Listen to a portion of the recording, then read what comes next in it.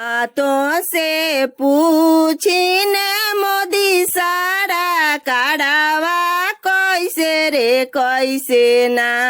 ए बढ़ौल महंगैया कैसे रे कैसे ना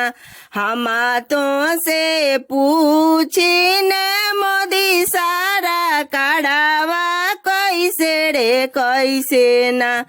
ए बढ़ल महंगैया कैसे रे कैसे ना पहले चाय पियत रहे बुढ़ावा अब पिया ता लड़िकावा वैसे रे वैसे ना ए बढ़ौनी महंगैया वैसे रे वैसे ना हम तो से पूछिन मोदी सारा काढ़ावा कैसे रे कैसे ना ए बढ़ौल महंगैया कैसे रे कैसे ना ए बढ़ौल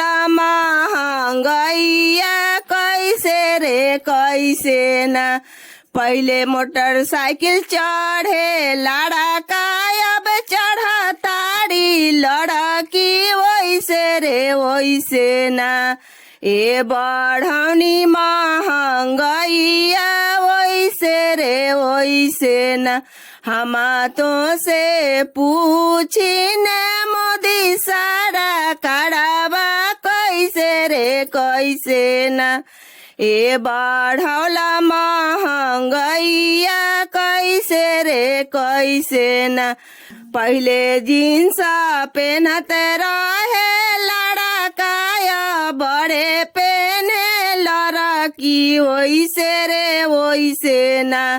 ए बढ़ौनी महंगैया वैसे रे वैसे ना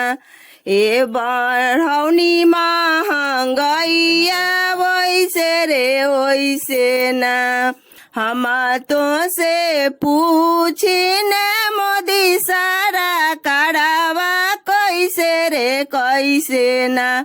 ए बढ़ौल महंगैया कैसे रे कैसे ना ए बढ़ौल महंगैया कैसे रे कैसे ना।